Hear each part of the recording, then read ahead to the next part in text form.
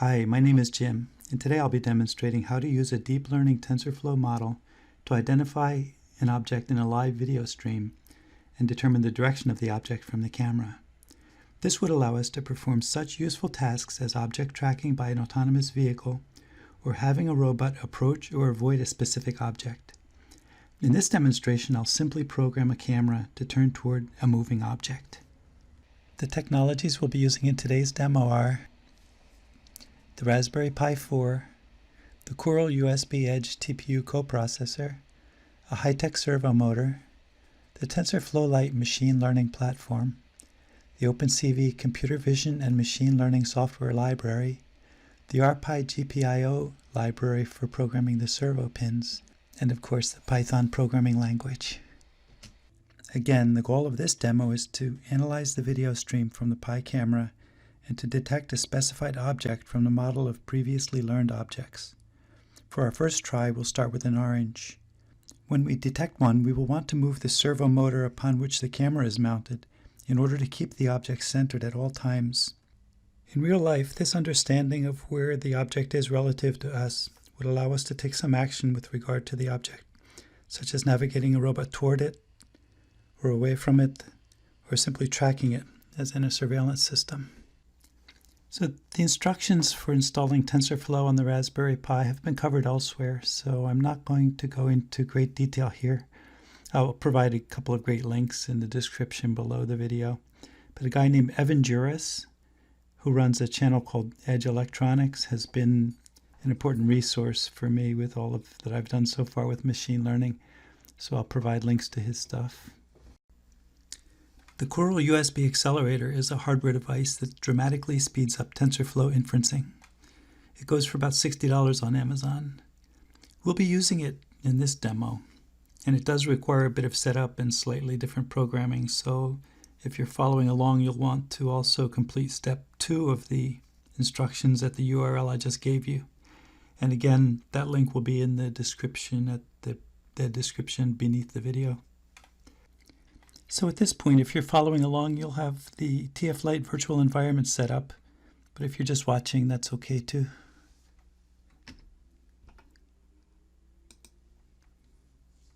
So here we are on the Raspberry Pi. We'll activate our virtual environment. And here you'll see we've got the files from the Edge Electronics repository. There's our sample TF Lite model directory there, and the TF Lite detection webcam Python file, and my modified version of it is called TF Lite detection webcam servo. So we'll go into idle, we'll go into the debugger and take a look at it. Okay, at this point we can start looking at the program code that detects an object in the video stream and turns the camera to point to it. And again, I don't want to take credit for this program. It's based on a TensorFlow Lite example program and modified by Evan to draw boxes and labels. I just added the code to detect the object location and point the camera to it.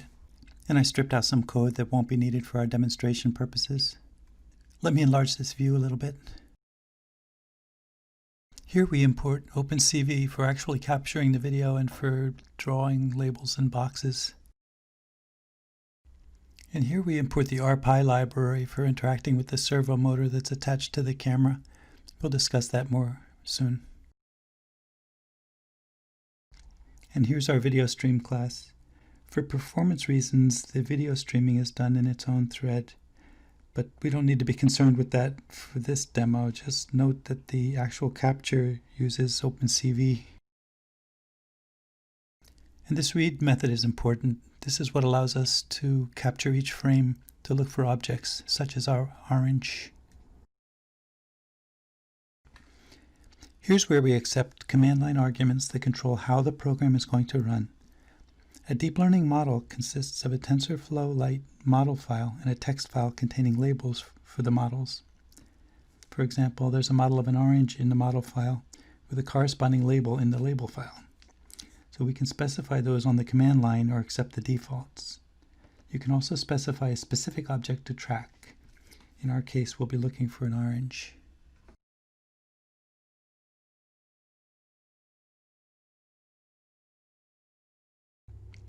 We import the TensorFlow library and the library for the Coral Edge TensorFlow processing unit. This is the code for setting up the motor that's attached to the camera. GPIO board means that our program will be referring to GPIO pins on the Raspberry Pi board, because my motor wires are connected to the board itself. I'll show you what I mean.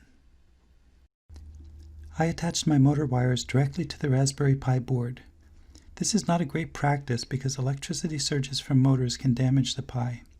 So usually we'll want to attach motors to a separate controller board with its own power supply. But for a low voltage motor in a demo scenario, this should be okay. So we have our power and ground wires connected to pins 4 and 6, and we have our signal wire connected to pin 11, which is TPIO 17. And that's important because we need to program for that down below. So we'll set up pin 11 as an electrical output pin as required by a servo motor. The angle of a servo motor is determined by the length of an electrical pulse applied to this signal wire. This is called pulse width modulation. So we need to call a PWM function here. And here's the final piece of boring servo details. The servo motor is positioned anywhere from 0 to 180 degrees by setting what is called a duty cycle value from 2 for 0 degrees to 12 for 180 degrees. Sending a 7 here puts the servo in a neutral position, so the camera will face straight forward because 7 is halfway between 2 and 12. Now we scroll down to the final and most important part of the program, where we loop forever through the frames of the video stream, looking for objects that match with those from our trained model. We grab a frame from the video stream class that we defined above, invoke the TensorFlow interpreter to do the actual object detection. From the data structures that TensorFlow returns, we derive boxes with the coordinates of boundaries around detected objects, classes that allow us to look up the object names, and confidence scores that tell us how likely each match is. We iterate over all the objects detected in the frame, skipping all except the object to track, in our case the orange, and we make sure that the confidence score is high before continuing with that orange. We get Xmin and Xmax. These are the leftmost and rightmost edges of the box bounding the orange, and these are crucial for our purposes because we need them in order to know the center of the object so that we can point the camera motor at it. So here's where the magic takes place. We determine the center of the object, compare it to the center of the frame, and if the object is left of center, we turn the motor left just a bit. And if the object is right of the center of the frame, we turn the motor and camera to the right just a bit. So repeating this frame after frame has the effect of turning the motor and camera in a way that the orange is always centered in the frame, which was our goal. Finally, we display the name of the object that we found, our confidence level, and the direction of that object from the camera. So we add the frame rate, and then we display the frame, and we allow the user to press Q or Control C to quit the program, and when that happens, we do our cleanup and end the program. Let's run the program. Here we see that TensorFlow has detected an orange and that the displayed degrees are changing from frame to frame as I move the camera from side to side, showing that the motor is turning the camera to keep the orange centered.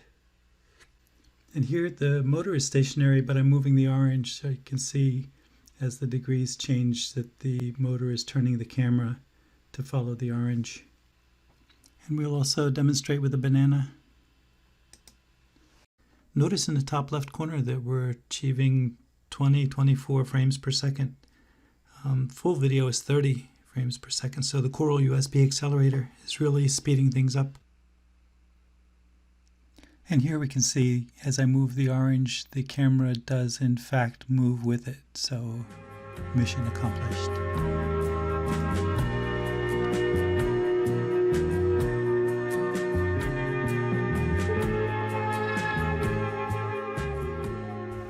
So that concludes our demonstration of object detection in streaming video.